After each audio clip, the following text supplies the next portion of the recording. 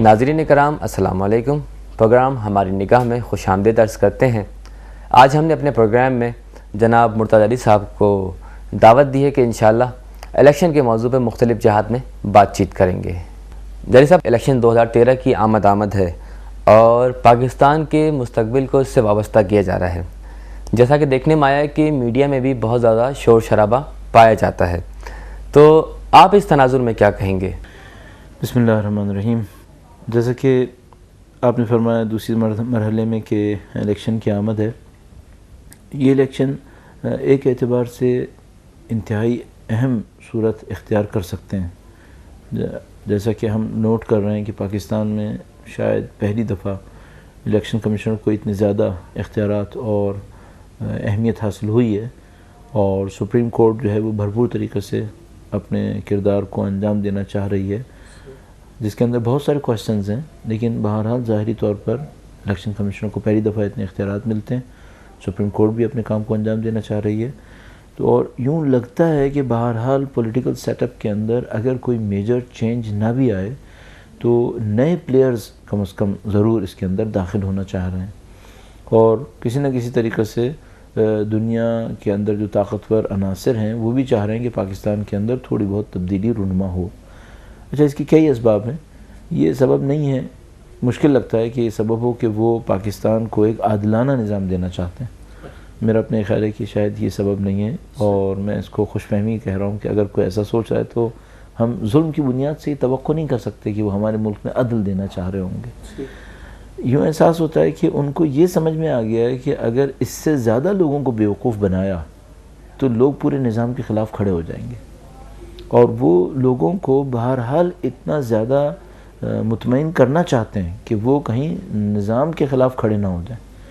تو اس متوقع تبدیلی اور بغاوت کو، انقلاب کو روکنے کے لیے جو پورے عرب معاشرے کے اندر پھیلی ہوئی ہے، یہاں پر وہ کم سے کم اس کی کوئی تکرار نہیں دیکھنا چاہ رہے۔ تو وہ چاہتے ہیں کہ تھوڑا بہت ریلیکسیشن ہو جائے، تھوڑا بہت پبلک کو اہمیت حاصل ہو جائے، تھوڑا بہت ڈیموکریسی کے نام پر لوگوں کو حقوق ملنا شروع ہوں۔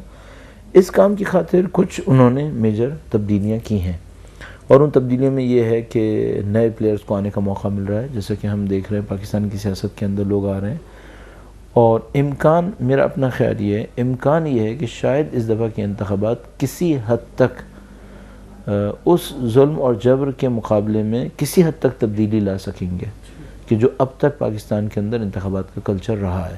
تو میں توقع یہ کر رہا ہوں، میں نہیں کہنا چاہ رہا ہوں کہ فری اینڈ فیئر الیکشن انجام پائے گا، لیکن یوں سمجھ میں آتا ہے کہ جتنا فورس کو استعمال کیا جاتا تھا پچھلے الیکشنز میں، اور جتنا غیر شفاف پچھلے الیکشنز ہوتے تھے، اس کے مقابلے میں نسبتاً کسی حد تک بہتر صورتحال ہمیں دیکھنے کو ملنی چاہیے اس دفعہ۔ ظاہر صاحب، جیسا کہ آپ نے الیکشن کمیشن اور سپریم کورٹ کا حوالہ دیا، تو ان کے کردار کے حوالے سے اگر ہم بات کریں تو یہ کس حد تک آزاد ہیں، اور کیا یہ منصفانہ الیکشن کروا سکیں گے؟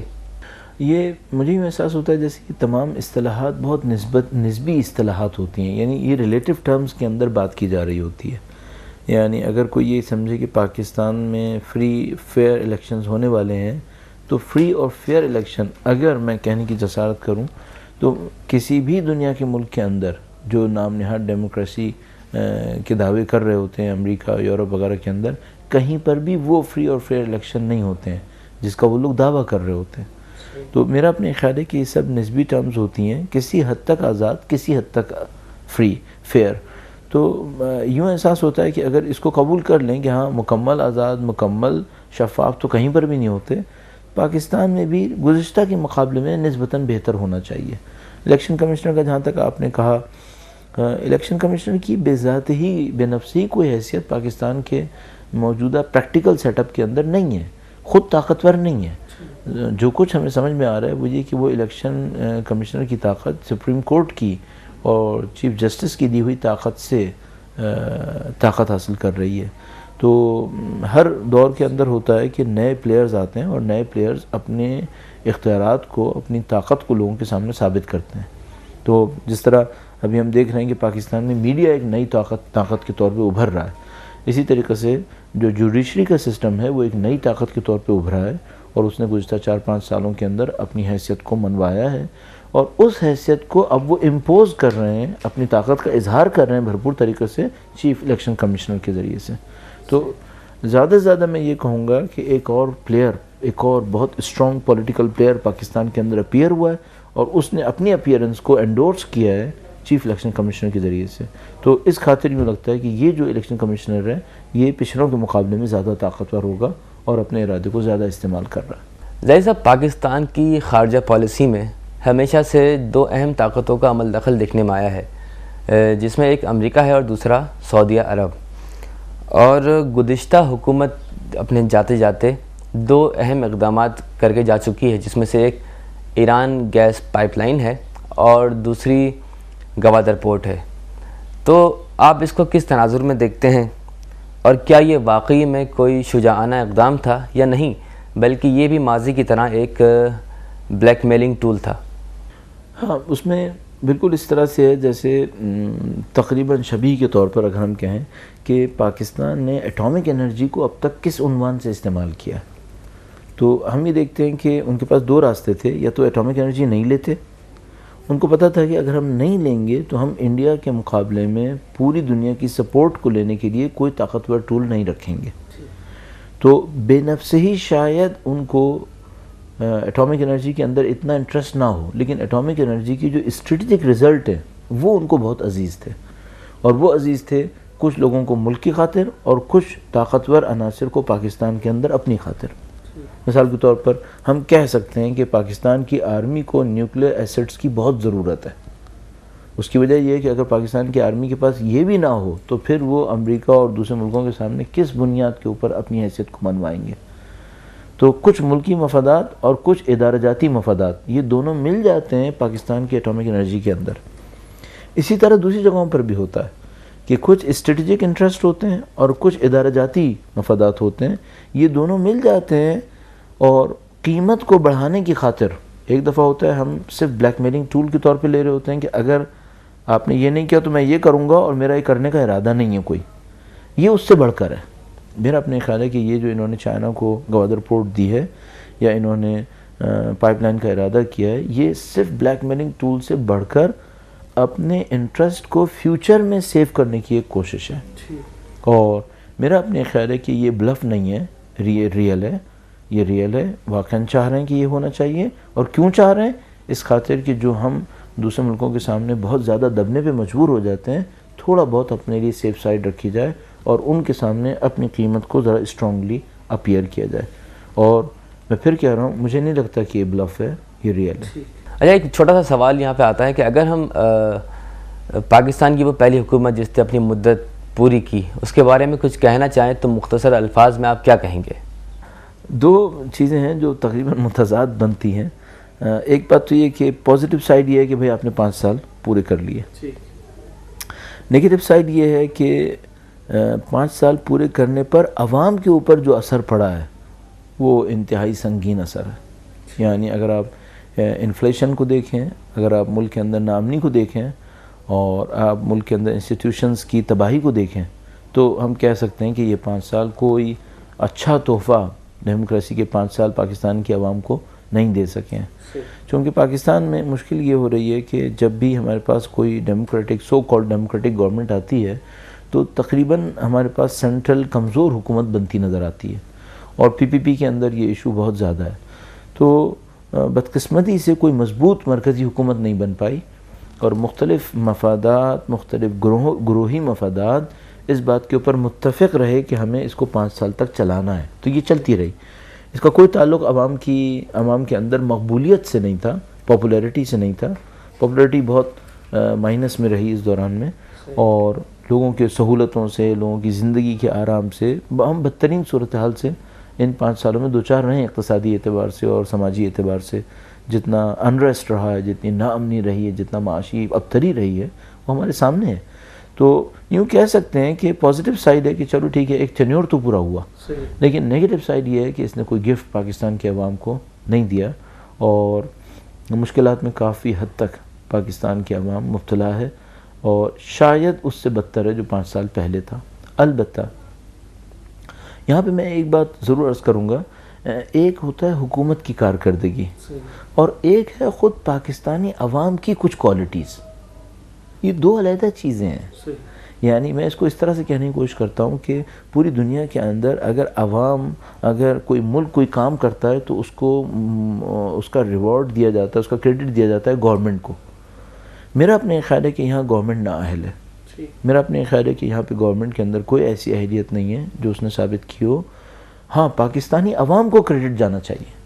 پاکستان کے عوام مضبوط عوام ہے اور پاکستان کے عوام کے اندر ایک عجیب خاصیت ہے کہ یہ اپنی زندگی خود گزارنا جانتے ہیں. مجھے پاکستان کے عوام میں یہ بات بہت عجیب لگتی ہے.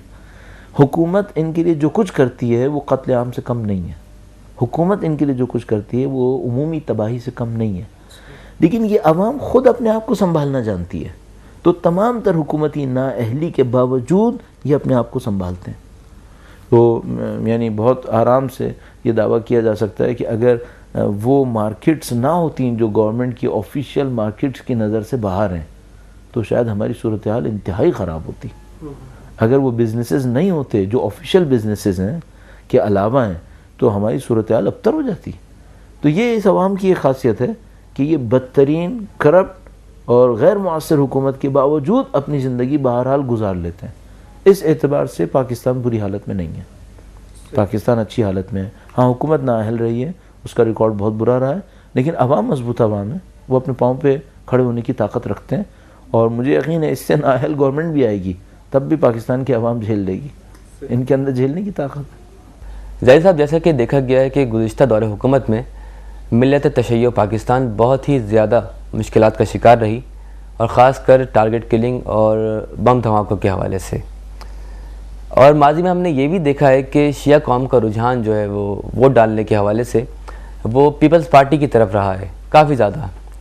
اب کیونکہ مجلس وحدت المسلمین ایک بہت بڑے انداز میں الیکشن میں شرکت کر رہی ہے اور ساتھ ہی شیعہ علماء کونسل بھی الیکشن میں وارد ہوئی ہے، تو کیا ان تنظیموں کی آمد شیعہ ووٹ بینک کو پیپلز پارٹی کی طرف سے ہٹائے گی اور اپنی طرف متوجہ کر پائے گی؟ یہ تو سمجھ میں آتا ہے کہ جو کچھ سابقہ میں رہا ہے وہ نہیں رہے گا اور اس کی بہت ساری وجوہات تھیں. اس کی ایک دو طرف سے چیزیں مل گئی ہیں. یعنی ایک تو یہ کہ جو سابقہ جماعتوں سے وفاداریاں تھیں، چاہے وہ ملکی سطح پہ تھیں جیسے کہ آپ نے پیپلز پارٹی کا نام لیا، چاہے وہ علاقائی سطح پہ تھیں جیسے مثلا کوئی MQM کا نام لے، ان جماعتوں کا ریکارڈ کوئی بہت اچھا نہیں رہا قومی اعتبار سے. کم پرسپشن یہ ہے افراد کا کہ ان جماعتوں نے ہمارے لیے بہت کچھ نہیں کیا. مثلا شیعہ قوم پاکستان بھر کے اندر جو تشیع کے اوپر ظلم ہوا ہے اس کی وجہ سے پیپلز پارٹی سے شکایات رکھتے ہیں اور ان کے پاس بہت ساری ریزرویشنز ہیں کہ اس نے ہمارے ساتھ اچھا نہیں کیا. اسی طریقے سے مثلا کراچی کے اندر اہل بیت کے چاہنے والے MQM سے جو کچھ توقعات رکھتے تھے وہ توقعات پوری ہوتی نہیں دیکھ پائے اور اس کے برخلاف بلکہ انہوں نے کچھ چیزیں نوٹ کی ہیں. تو اس وجہ سے ان پارٹیز کے رول کے اچھے نہ ہونے کی وجہ سے لوگوں کے اندر نارضائیتی موجود ہے. اس نارضائیتی کے اوپر یہ ہوا کہ پہلی دفعہ کئی انتخابات کے بعد کوئی شیعہ جماعت سیاسی طور پر اپنے آپ کو پیش کرنے میں کامیاب ہو گئی. تو یہ سمجھ میں آتا ہے کہ اس میں کچھ دوسری جماعتوں کی نااہلی شامل ہے اور کچھ اس طرف سے جماعتوں کا کھڑا ہونا، دونوں مل کر کچھ نہ کچھ اثرات مرتب کر رہے ہیں. یہ ہم کہہ سکتے ہیں کہ یہ انتخابات گزشتہ انتخابات سے مختلف ہوں گے، یقینی طور پر مختلف ہوں گے.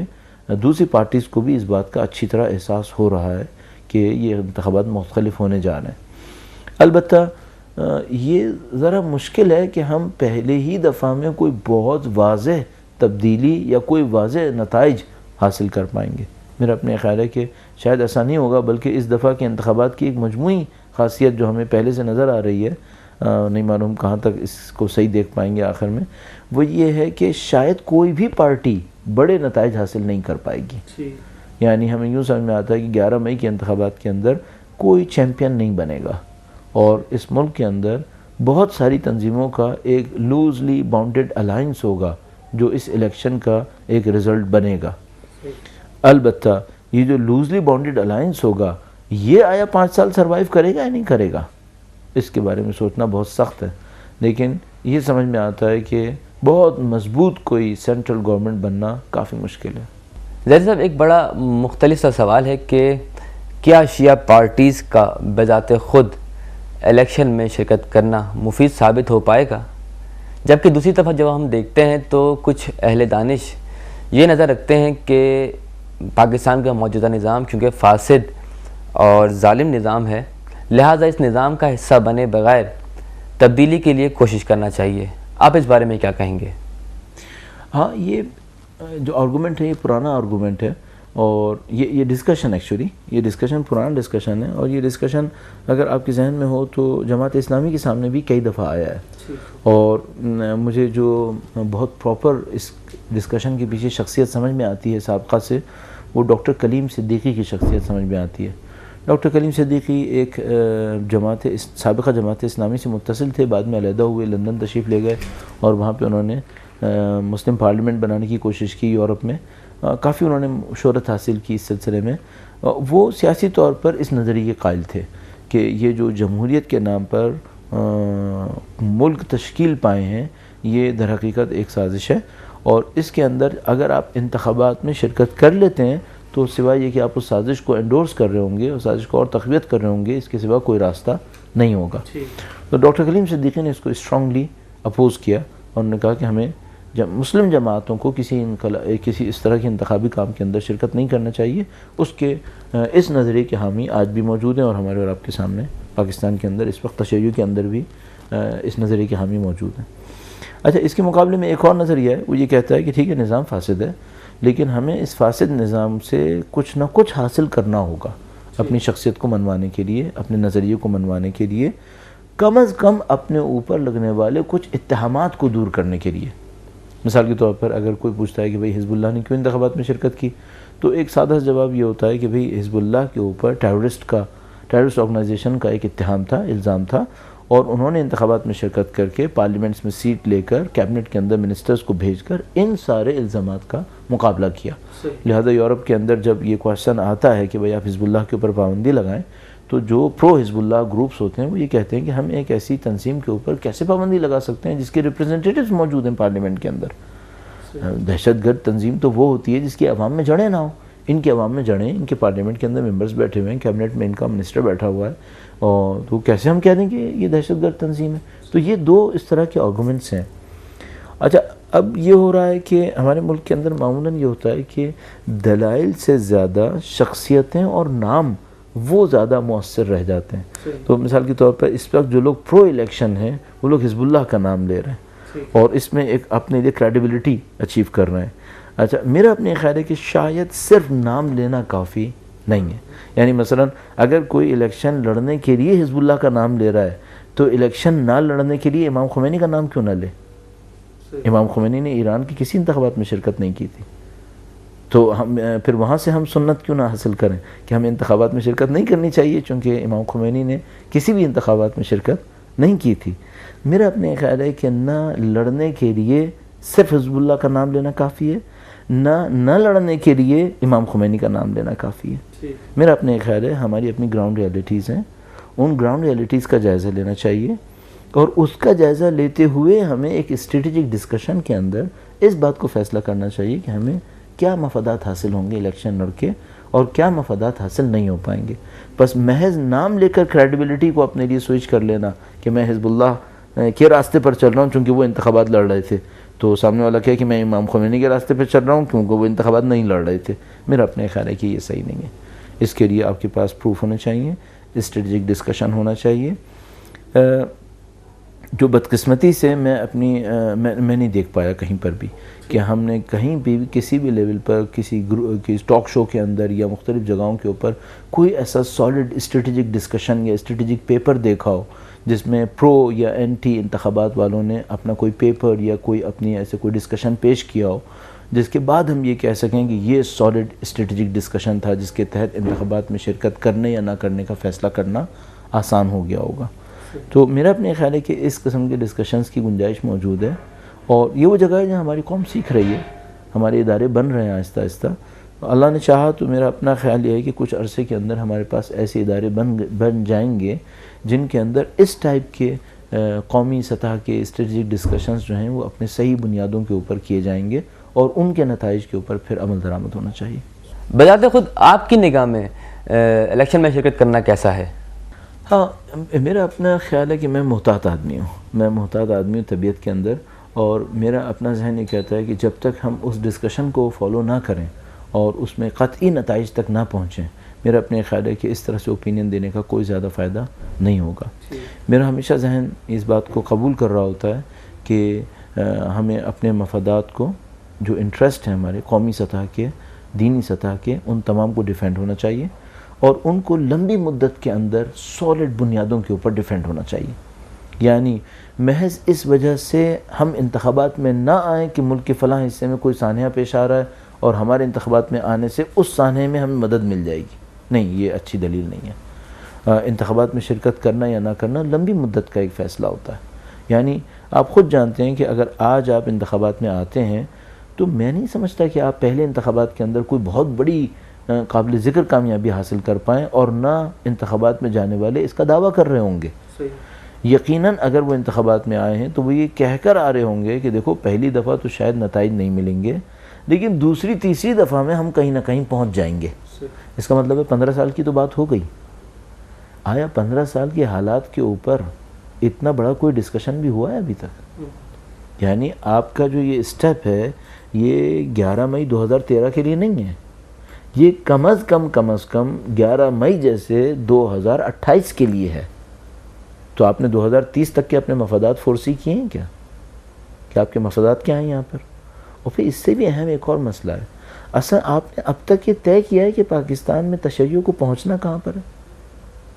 میں جس بات پر بہت بڑی کمی احساس کرتا ہوں وہ یہ کہ میرے جیسے بہت سارے بولنے والے آج تک لوگوں کے سامنے یہ نہیں رکھ پائے کہ ہم نے 30 سال میں پہنچنا کہاں پر ہے۔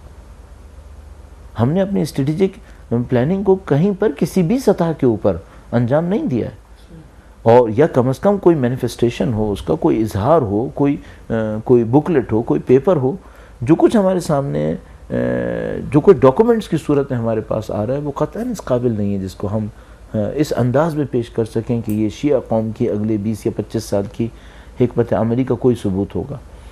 البتہ میں سمجھتا ہوں کہ ایسا نہیں ہو پائے گا کہ آپ کچھ باتیں ساری باتیں پبلک کے سامنے لے آئیں گے، سارے لائن آف ایکشنز کو کلیئر کر دیں گے، لیکن کم از کم اجمالی طور پر کچھ چیزیں ہمارے سامنے آنی چاہیے تاکہ ہمیں پتہ ہو کہ ہم کس راستے پہ جا رہے ہیں۔ تو جو کمی مجھے احساس ہوتی ہے وہ یہ نہیں ہے کہ ہم الیکشن میں جائیں یا نہ جائیں، ان میں سے کوئی بھی راستہ ہو سکتا ہے۔ اس بات کی کمی ہے کہ اس کے پیچھے جو سالڈ ڈسکشنز ہونے چاہیے تھے وہ ڈسکشنز میرا اپنے خیال ہے کہ نہیں ہوئے ابھی تک۔ بہت خوب، آپ نے ایک انتہائی اہم نقطے کی طرف ہمیں متوجہ کیا کہ پلاننگ کا شدید فقدان ہے، لیکن کیونکہ اب جب کہ ہم الیکشن میں وارد ہو چکے ہیں ایز اے شیعہ قوم، تو اس صورت میں آپ کیا فرمائیں گے؟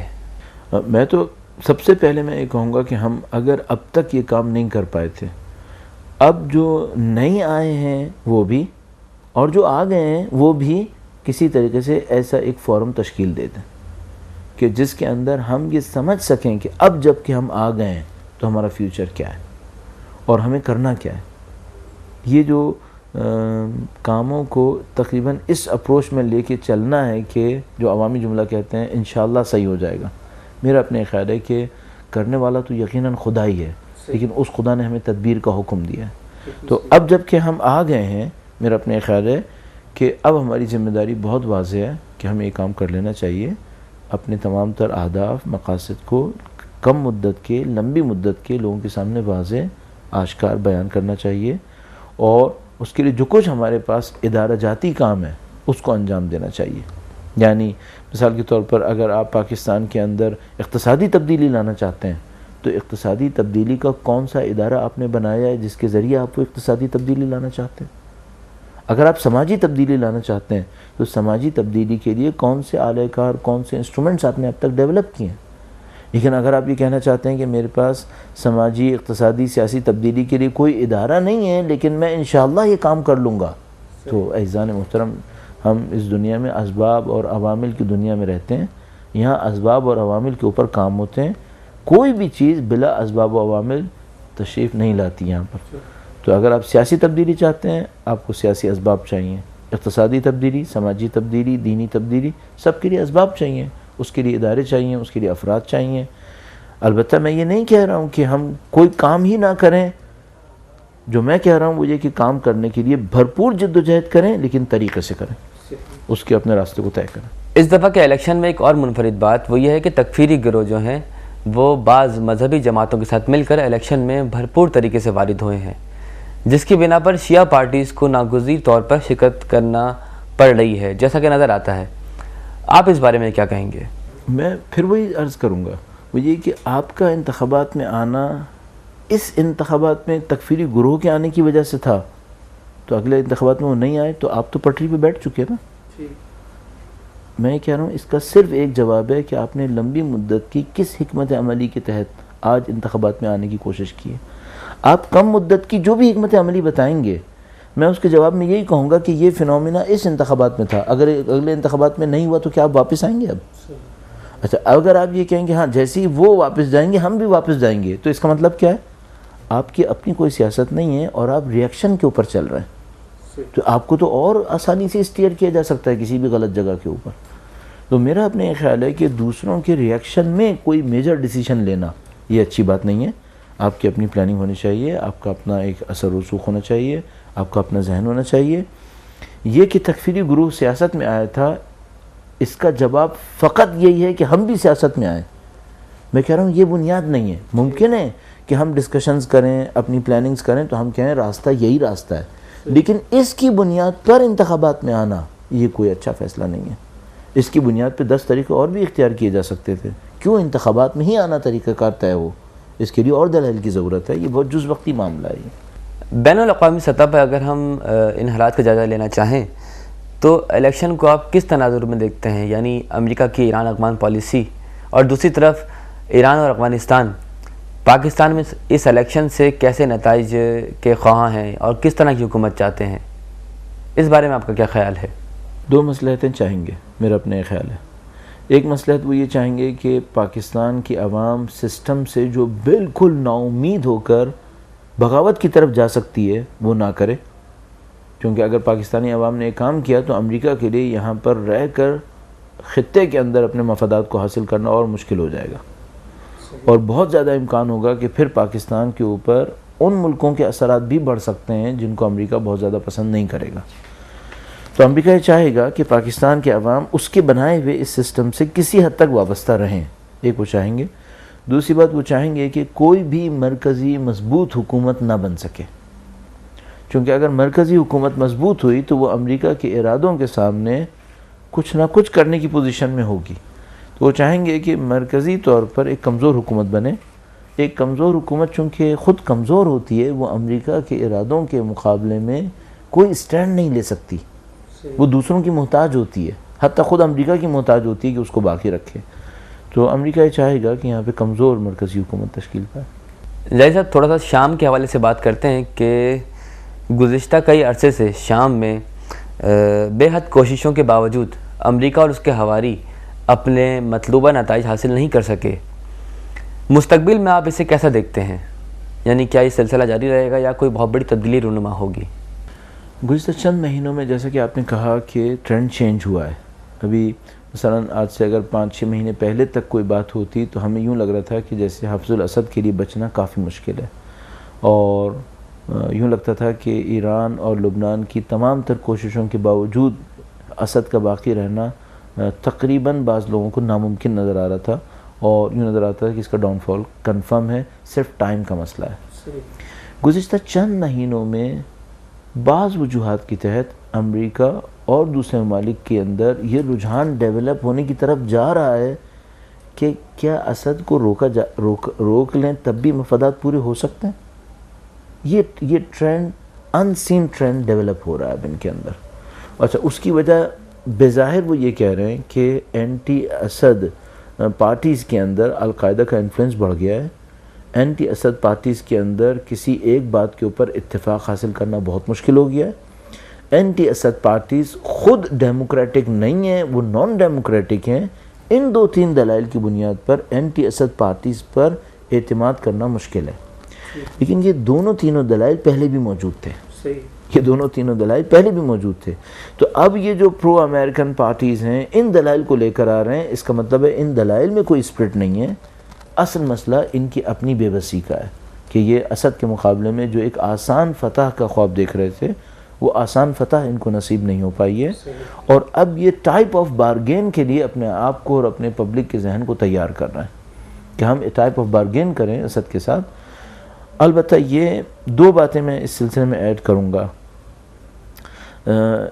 بعض وجوہات کی بنیاد پہ مجھے اس بات کا اطمینان نہیں ہے کہ اسد کی حکومت بارگین رد کرے گی، مجھے اس کا اطمینان نہیں ہے، یعنی مجھے ڈر یہ ہے کہ اگر اسد کی حکومت کو کوئی اچھی بارگین مل گئی تو کہیں وہ اس بارگین کو ایکسیپٹ نہ کر لے، مجھے اندر سے خطرہ نظر آتا ہے، ایک بات۔ دوسرا مجھے خطرہ نظر آتا ہے کہ اگر بارگین اچھی نہیں ہوئی تو پھر نہیں معلوم امریکہ نیکسٹ اسٹیپ میں کیا کرنا چاہے گا، پھر وہ پورے علاقے کو ایک تباہی کی طرف لے جا سکتا ہے، ترکی کے ذریعے سے، اپنی اور فورسز کے ذریعے سے۔ یعنی میں آپ سے یہ کہنا چاہ رہا ہوں کہ جو میں نے ابھی آپ سے کہا کہ اسد کی حکومت کے بچنے کا کچھ امکان نظر آ رہا ہے، تو اس کا مطلب یہ نہیں کہ میں آپ سے کہہ رہا ہوں کہ امن و امان ہونے کا امکان بڑھ رہا ہے، نہیں، مجھے خطرہ ہے کہ اسد کی حکومت چونکہ اتنی آسانی سے نہیں جا رہی، تو ایک خطرہ یہ ہے کہ امریکہ اس کو کوئی بارگین آفر کر دے اور اس کے بعد پھر نامنی پھیلنا شروع ہو جائے، اور اس دفعہ نامنی دوسرے نہیں پھیلا رہے ہوں گے بلکہ اسد کی حکومت پھیلا رہی ہوگی۔ اور دوسرا یہ کہ اگر اسد کی حکومت ناقابل تسخیر لگی امریکہ کو اور بارگین بھی کامیاب نہیں ہو پائی، تو پھر امریکہ پھر کچھ ایسے حربے استعمال کرے گا جس میں آج کل کے زمانے سے زیادہ ناامنی پھیل سکتی ہے۔ ظاہر صاحب، ایک آخری سوال اور کلی سوال وہ اس طرح سے کہ دنیا کے حالات کو آپ کس طرف جاتے ہوئے دیکھتے ہیں؟ کیا ظہور امام زمانہ میں تعجیل نظر آتی ہے یا نہیں؟ یہ ظلم و فساد اسی طرح سے جاری و ساری رہے گا؟ اس بارے میں ظاہر ہے کہ ہم ظہور امام کے حوالے سے کوئی خاص اس کو لنک نہیں کرنا چاہتے، چونکہ بعض اوقات یہ کام بہت خطرناک ہو جاتا ہے، لیکن کم سے کم ہم اتنا کہہ سکتے ہیں کہ میں ذاتی طور پر آپٹیمسٹ ہوں، میں ذاتی طور پر اچھی امیدیں دنیا کے اندر زیادہ دیکھتا ہوں۔ تو میرا اپنا یہ خیال ہے کہ جتنا کچھ بھی ہم دیکھ رہے ہیں، گرچہ اس میں ظلم ہے، اس میں ناانصافی ہے، اس کے باوجود پبلک اویئرنیس ہے، لوگوں کے اندر ایک بیداری ہے، لوگوں کے اندر معاملات کو سمجھنے کی طاقت بڑھ رہی ہے۔ تو ظلم بڑھ رہا ہے لیکن لوگوں کی بیداری بھی بڑھ رہی ہے، لوگوں کی آگہی اور شعور بھی بڑھ رہا ہے۔ اس اعتبار سے میں اس کو پازیٹیو دیکھتا ہوں، اور یہ سمجھ میں آتا ہے کہ موجودہ ظالمانہ نظام لمبی مدت تک باقی نہیں رہ سکتا۔ اس ظالمانہ نظام کو جو اس وقت دنیا کے اندر حاکم ہے، اس اسٹرکچر کا دنیا میں لمبی مدت تک باقی رہنا تقریباً میرے نزدیک ناممکن ہے۔ تو اس اعتبار سے ہم ایک تبدیلی توقع میں رکھ رہے ہیں، اچھی تبدیلی۔ اب اس کو کچھ لوگ ظہور امام کا نام دیں یا اس کو کوئی اور پولیٹیکل چینج کہیں، میں اس پہ مصرار تو نہیں کروں گا، لیکن یہ ہے کہ ہماری نظر میں فیوچر تمام تر ظلم اور ناانصافی اور جبر کے باوجود ہمارے خیال میں فیوچر اچھا ہے، لوگوں میں آگہی ہے، شعور ہے۔ ناظرین کرام، اسی کے ساتھ ہی ہمارے پروگرام کا وقت ختم ہوا۔ امید کرتے ہیں کہ آپ اس سے مستفید ہوئے ہوں گے۔ اگلے پروگرام تک کے لیے اجازت دیجیے، اللہ حافظ۔